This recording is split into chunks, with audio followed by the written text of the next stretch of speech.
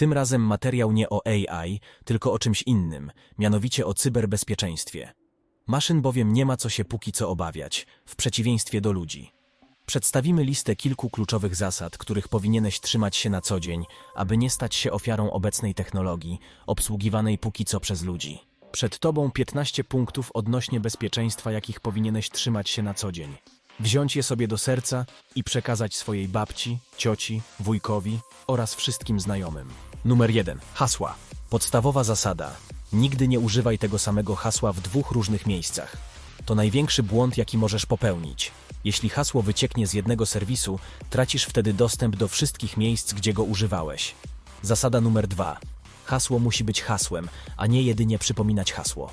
Powinno być silne, unikalne, najlepiej losowe, złożone z dużej ilości znaków, zawierać w sobie małe i wielkie litery, cyfry oraz znaki specjalne. Adrian raz, 2, 3, 4 nie jest hasłem. Takie hasło może odgadnąć nawet 5-latek. Jak powinno wyglądać prawdziwe hasło, widzisz właśnie na ekranie. Żadnego umieszczania dat urodzenia czy imion psa i chomika w hasłach. Hasło musi być niemożliwe do odgadnięcia od ręki i musi być niemożliwe do złamania maszynowo. Treść hasła, jak i wszelkie wariacje tej treści nie mogą występować w słowniku, którego atakujący jako pierwszego użyje podczas łamania twojego hasła, jeśli już wycieknie ono z serwera w formie zaszyfrowanej. Musisz tutaj bowiem wiedzieć, że mimo iż hasła w bazach na serwerach przechowywane są w zaszyfrowanej formie jako tak zwane hasze, to obecna moc obliczeniowa pozwala już na dość szybkie łamanie tego typu haszy. Algorytmy to robiące w pierwszej kolejności będą próbowały dopasować tam już uprzednio złamane hasła, wartości ze słowników i najczęściej występujące wzorce, dopiero później rozpocznie się próba łamania wszystkich możliwych kombinacji znaków. Im bardziej złożone, losowe i z im większego zakresu znaków się składające będzie twoje hasło, tym bardziej zmniejszysz szansę na jego złamanie przez maszynę w momencie, gdy wycieknie już ono w jakiś sposób z serwera, a prędzej czy później prawdopodobnie wycieknie. Kwestia trzecia.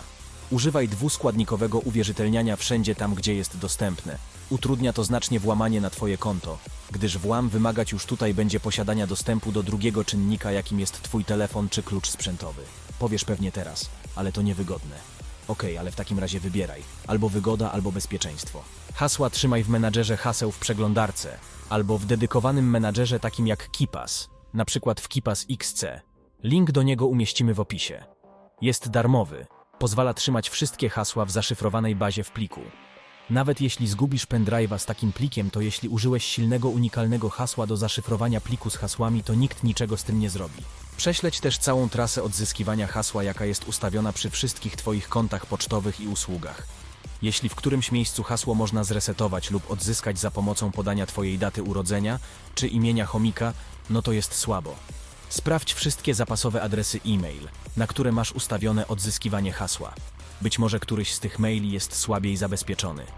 Co ci bowiem po silnym haśle, jeśli można je zwyczajnie zresetować w jakiś prosty sposób.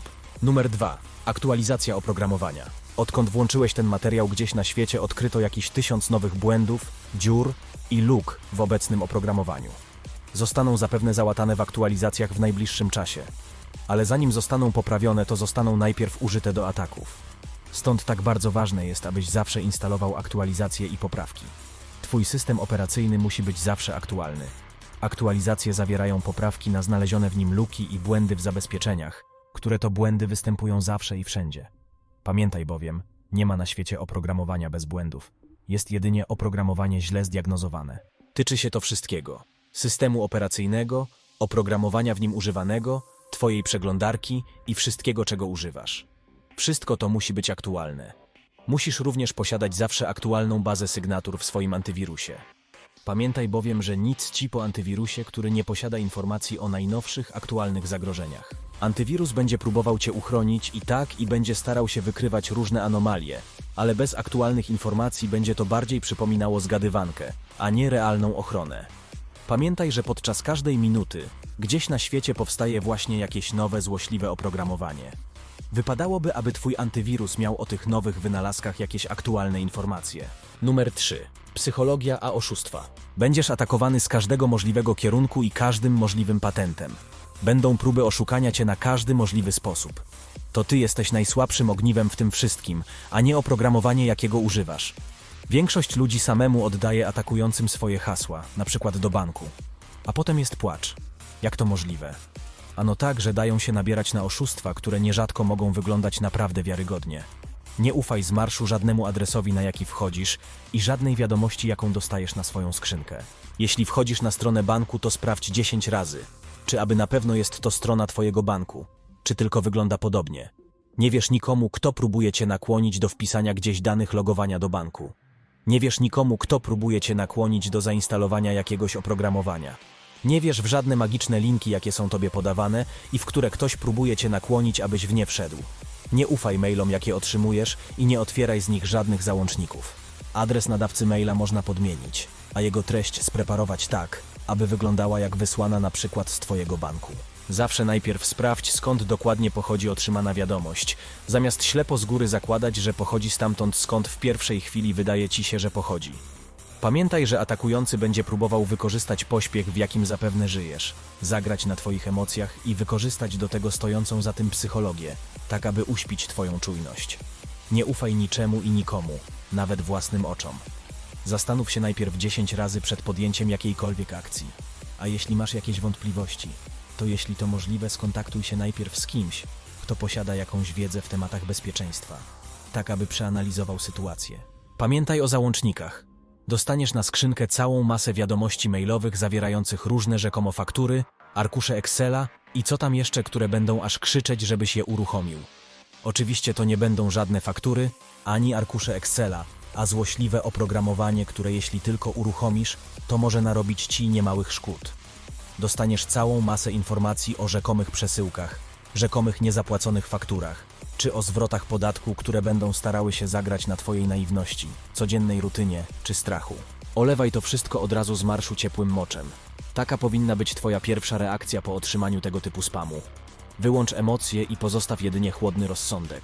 Dodaj sobie wszystkie krytyczne adresy, jakich używasz, takie jak adres swojego banku, poczta czy podobne usługi, do zakładek w przeglądarce. Za każdym razem, jak będziesz na nie wchodził, to podświetli się ikonka pokazująca, że strona znajduje się w zakładkach. Jeśli ktoś nakłoni cię jakimś sposobem do kliknięcia w adres strony swojego banku, który to adres będzie jedynie przypominać ten prawidłowy, to po wejściu w niego nie zaświeci się ikonka od zakładek. Będzie to już stanowić pewien sygnał ostrzegawczy, że coś tu jest nie tak. Na tego typu krytyczne adresy wchodź wybierając je z zakładek, a nie wpisując adres ręcznie w pasku przeglądarki. Atakujący tylko czekają, aż popełnisz we wpisywanym adresie literówkę lub nie zauważysz drobnej różnicy w nazwie. Mają już odpowiednio przygotowane, wyglądające podobnie do prawdziwych własne wersje danych serwisów. Adres do nich prowadzący może różnić się na przykład jedynie jedną literką w adresie. Uważaj również na same litery. Jeśli wydaje ci się, że z jakąś literką jest coś nie tak, to prawdopodobnie jest z nią coś nie tak, gdyż pamiętaj, że wśród wszystkich dostępnych znaków występować mogą łudząco podobne znaki i na przykład litera O może być tak naprawdę zupełnie innym znakiem, jedynie literę O przypominającym. Uważaj też na to, co klikasz, korzystając z wyszukiwarki.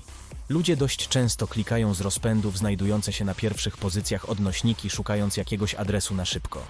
A czy wiesz, że wiele złośliwych podróbek jest celowo tak pozycjonowane, aby w momencie takiego wyszukiwania wyskoczyć wysoko w rankingu i abyś z rozpędu w pośpiechu wszedł właśnie tam? Numer 4. Oprogramowanie i wtyczki.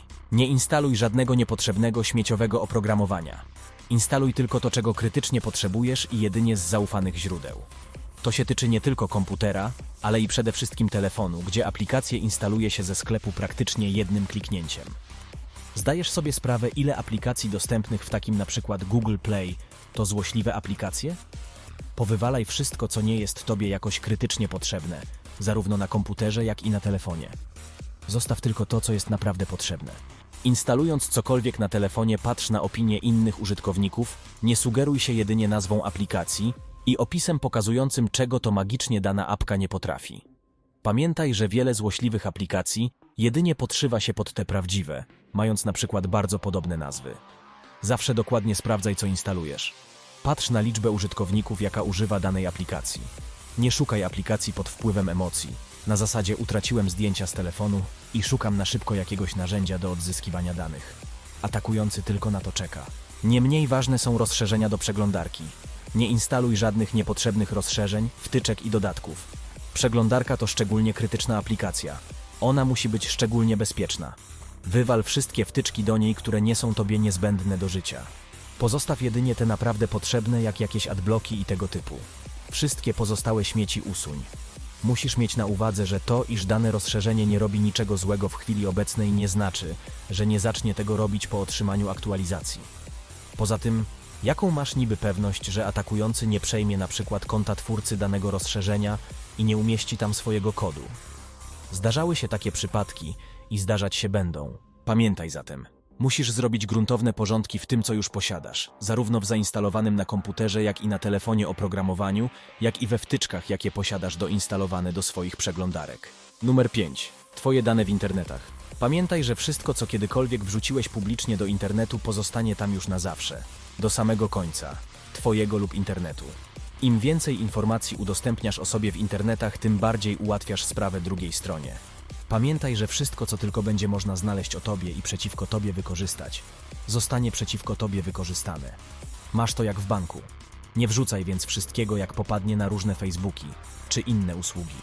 Nie udostępniaj swoich adresów e-mail bez potrzeby, a najlepiej to w ogóle nie udostępniaj.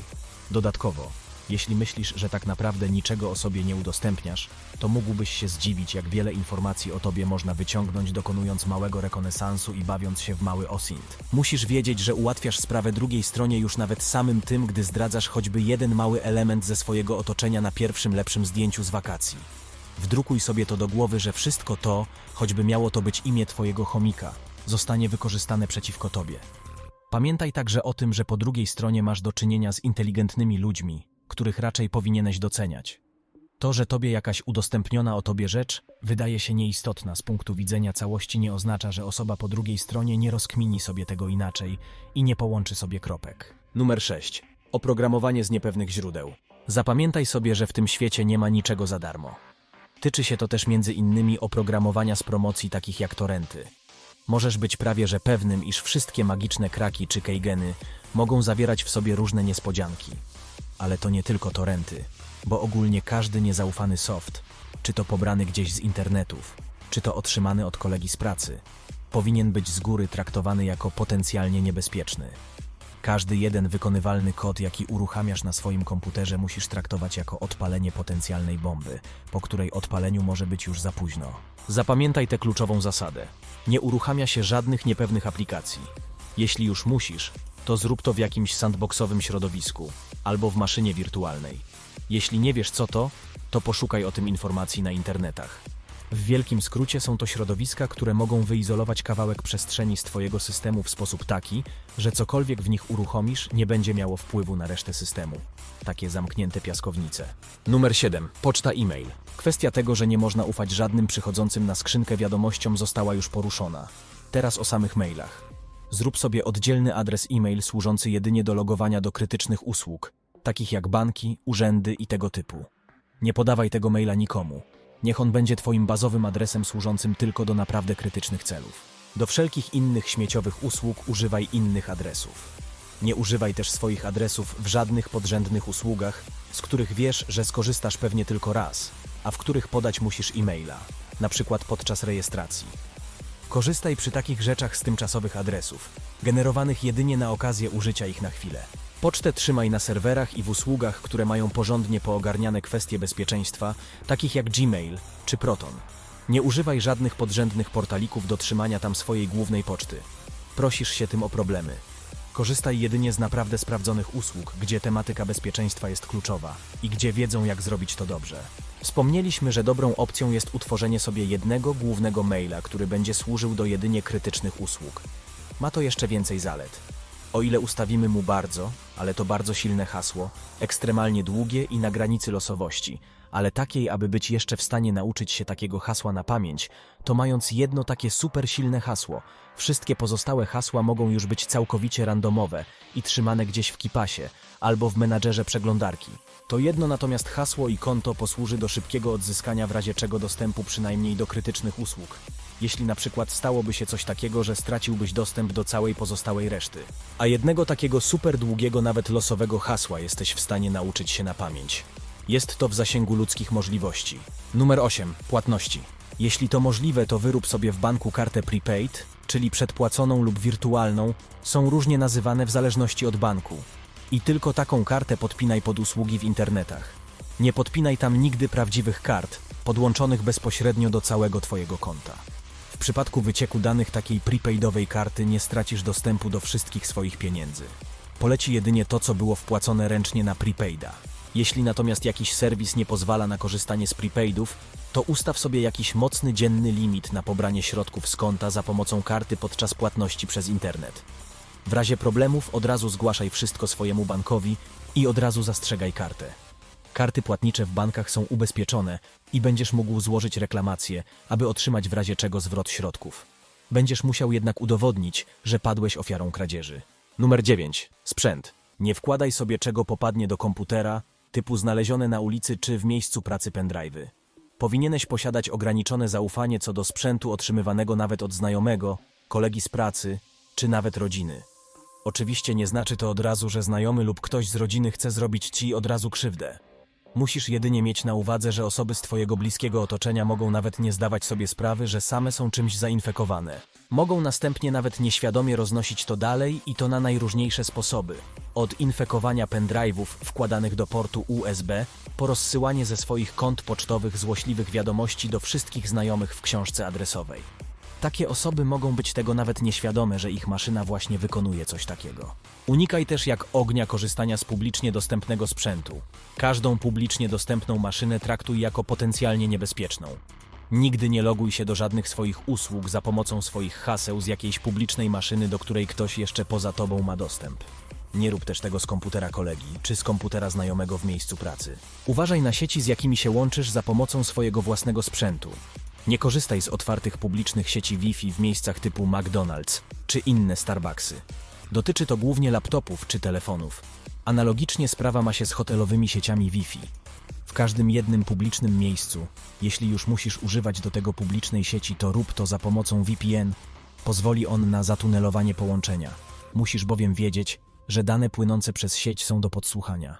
Różnie też to bywa z konfiguracją zabezpieczeń samej sieci w publicznych miejscach. Numer 10. Szyfrowanie danych. Szyfruj swoje dane. Zawsze i wszędzie. Nie ufaj swojemu sprzętowi na zasadzie takiej, że skoro na przykład znajduje się w moim domu lub w chronionej placówce, to jest bezpieczny, więc nic z nim nie muszę więcej robić. To jest błędne podejście, którego musisz się wystrzegać. Zamiast tego szyfruj wszystkie swoje dyski, pendrive'y i wszystko, co tylko posiadasz. Sprzęt, nieważne, czy jest to laptop, czy smartfon, dziś może być twój, ale jutro może już paść ofiarą kradzieży. Nie znasz dnia ani godziny. Z zaszyfrowanymi danymi nikt nic nie zrobi i nie wykorzysta ich przeciwko tobie. Zasadę tę musisz również stosować do danych umieszczanych w internecie. Nie trzymaj żadnych krytycznych danych jak hasła czy prywatne zdjęcia na chmurach pokroju Google Drive. I nie chodzi o to, że jakiś pracownik Google może sobie podejrzeć twoje prywatne zdjęcia, tylko o to, że dostępy do konta możesz stracić w każdej chwili, co za tym idzie, atakujący wejdzie w posiadanie też i wszystkich danych, jakie trzymasz na takim internetowym dysku. Wszystkie tego typu krytyczne dane, jakie wrzucasz sobie do internetu, zawsze uprzednio szyfruj. Możesz do tego użyć na przykład narzędzi typu TrueCrypt czy VeraCrypt. Numer 11. Bądź na bieżąco. Dobrym pomysłem może być także zasubskrybowanie sobie polskiego CERT-u, który również na bieżąco informuje o aktualnych zagrożeniach i kampaniach prowadzonych w polskich internetach i nie tylko. Warto również sprawdzać się regularnie w bazach wycieków, czy na przykład nasze dane nie padły ofiarą wycieku z jakiegoś serwisu. Istnieją usługi takie jak Have I Been Pwned, gdzie można takie rzeczy sprawdzić. Numer 12. Portale ogłoszeniowe. To są prawdziwe żniwa. Jeśli sprzedajesz coś za pomocą popularnych w Polsce serwisów sprzedażowych, to możesz być prawie że pewnym, że prędzej czy później ktoś się do ciebie odezwie. Czy będzie to na WhatsAppie, czy za pomocą maila, musisz pamiętać o jednym. Prawie na pewno będzie to próba wyłudzenia od ciebie danych logowania do banku. Zapamiętaj to sobie porządnie, tak żeby żadna taka akcja nie zaskoczyła cię znienacka. Oszustwa oparte na portalach ogłoszeniowych to jest jeden z najczęściej występujących ataków od lat. Numer 13. Nie ufaj nikomu i niczemu. Do tej prostej zasady tak naprawdę sprowadzają się wszystkie te poprzednie punkty. Pamiętaj, że internet to nie jest bezpieczne miejsce, wręcz przeciwnie. To jest turbo niebezpieczne miejsce i każdy, kto znajduje się po drugiej stronie, może być potencjalnym atakującym. A ty w każdej chwili możesz stać się ofiarą. Nieważne kim jesteś, ile masz lat, czym się zajmujesz i jaką funkcję aktualnie pełnisz w społeczeństwie. To może spotkać każdego. Nie wierz we wszystko, co widzisz. Podchodź krytycznie do wszystkiego, co jest tobie podsuwane. Nie wykonuj gwałtownych ruchów. Nie rób niczego głupiego. Do wszystkiego podchodź na chłodno, z rozsądkiem, bez emocji, z przemyśleniem i uprzednio zastanawiając się nad tym, co właśnie robisz. Unikniesz dzięki temu wielu problemów. Bądź po prostu maksymalnie krytyczny do wszystkiego, co tylko możliwe. Pamiętaj, że oszustwa mogą być czasami tak wiarygodnie przygotowane, że możesz się nie zorientować. Dlatego podchodź do wszystkiego na zasadzie takiej, aby na starcie nie ufać niczemu, a dopiero potem, po weryfikacji i dokładnym sprawdzeniu danej sytuacji, dopiero ewentualnie czemuś zaufać. W ten sposób, a nie odwrotnie. Wyrób w sobie ten nawyk. Zachowuj się po prostu tak jak na drodze, gdzie jeśli prowadzisz samochód, to zapewne trzymasz się zasady ograniczonego zaufania. Tutaj musisz zachowywać się tak samo. Nie klikaj w żadne linki, w żadne załączniki, ani w żadne inne treści, które będą cię do tego zachęcać. Pamiętaj, że jeśli coś wygląda jak strona logowania do banku, wcale nie musi być stroną logowania do banku. Numer 14. A może Linux? Jeśli to tylko możliwe, to zrezygnuj z używania systemu Windows. I nie chodzi tu o to, że Microsoft jest zły, albo że Windows jest zły i tak dalej. Ten system jest po prostu pierwszy na liście do ataku ze względu na swoją popularność i powszechność. Większość szkodliwego oprogramowania jest pisana właśnie pod Windowsy. Z architekturą Windowsa też to jest różnie. Nie jest to, łagodnie mówiąc, zbyt bezpieczny system. O wiele lepszym rozwiązaniem pod kątem bezpieczeństwa może być skorzystanie z jednej z darmowych dystrybucji Linuxa. Obecne Linuxy są już tak proste w obsłudze, że przesiadka z Windowsa nie powinna robić problemu nawet komuś, kto nigdy Linuxa nawet nie widział na oczy. Warto rozważyć taką alternatywę. Model dystrybucji oprogramowania na Linuxach jest również inny niż ten na Windowsach. Co za tym idzie, już nawet samo to może lekko podnieść poziom bezpieczeństwa. Punkt ostatni. Co robić, gdy już zostałem zaatakowany? Prędzej czy później czeka to każdego, w mniejszym lub większym stopniu. Co wtedy robić? Po pierwsze, działać szybko, ale nie panikować. Jeśli ktoś przejął nasze konto, to pierwsze, co powinniśmy zrobić, to odciąć atakującemu dalszy dostęp. Jeśli był to włam na jakieś konto w sieci, to należy natychmiast skontaktować się z serwisem, w którym utraciliśmy konto, i poinformować o sytuacji w celu jego zablokowania. Następnie trzeba zająć się swoim własnym sprzętem. Jeśli bowiem kradzież dostępów nastąpiła w wyniku tego, że nasz sprzęt został zainfekowany, to musimy usunąć z niego złośliwe oprogramowanie, inaczej nie pozbędziemy się problemu. Sprzęt należy odłączyć po pierwsze od internetu. Najlepiej też oddać sprzęt komuś od IT, aby go przeskanował. Jeśli jednak chcemy to zrobić sami, to warto z drugiego komputera pobrać jakieś narzędzia służące do przeskanowania systemu, a nasz zainfekowany komputer uruchomić z poziomu innego systemu operacyjnego, np. uruchamianego z pendrive'a Linuxa, i z jego poziomu przebadać całość. Powinniśmy też odinstalować wszystkie dodatki do przeglądarek, jakie posiadaliśmy, przeanalizować wszystkie inne maszyny, z jakimi mieliśmy kontakt, również swój telefon, oraz przede wszystkim założyć, że wszystkie nasze konta zostały skompromitowane, jeśli dostępy wyciekły np. przez przeglądarkę. W takim przypadku należy uruchomić najlepiej na świeżej, uruchamianej z pendrive'a maszynie czystą przeglądarkę i pozmieniać hasła wszędzie, gdzie tylko się da, we wszystkich możliwych usługach, jakie posiadaliśmy. Jeśli wyciekło np. nasze konto mailowe, to możemy być raczej pewni, że zostało ono już użyte do uzyskania dostępu do wszystkich możliwych usług, do jakich tylko mieliśmy dostęp za pomocą tego konta. Oczywiście, jeśli włamanie nastąpiło do banku, to od razu należy poinformować bank, zastrzec kartę, należy również dokładnie spisać sobie całą możliwą ścieżkę, jaka mogła prowadzić do utracenia naszego konta, i przypomnieć sobie wszystkie kroki, jakie wykonywaliśmy, zanim doszło do incydentu. Warto również zdobyć wszystkie możliwe logi, historie logowań i tego typu informacje ze wszystkich miejsc, gdzie przejęto nasze dostępy. Takie dane można następnie podać odpowiednim służbom. Incydent można również zgłosić do CERT Polska. Pracują tam kompetentni ludzie, którzy mogą pomóc w przejściu przez całą procedurę związaną np. z odzyskaniem pieniędzy w banku.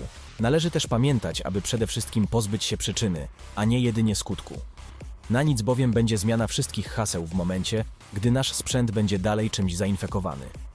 Jeśli sytuacja miała miejsce w miejscu pracy, to całą sytuację najlepiej zgłosić do działu IT, zamiast kombinować samemu. To żaden wstyd paść ofiarą włamania i może się to zdarzyć każdemu.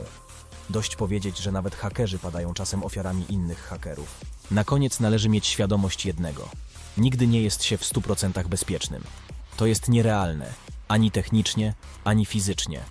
Jedyne, co możesz zrobić, to zminimalizować szanse na stanie się ofiarą, i to jest wszystko, co możesz zrobić. Jeśli będziesz trzymać się tych kilku kluczowych zasad tu wymienionych, to zwiększasz swoje szanse. Te wszystkie punkty to oczywiście jest kropla w morzu i opisane zostało to wszystko tak ogólnikowo, jak tylko się da. Temat jest bowiem tak obszerny, że gdyby chcieć omówić wszystko, to ten film musiałby trwać wiele godzin.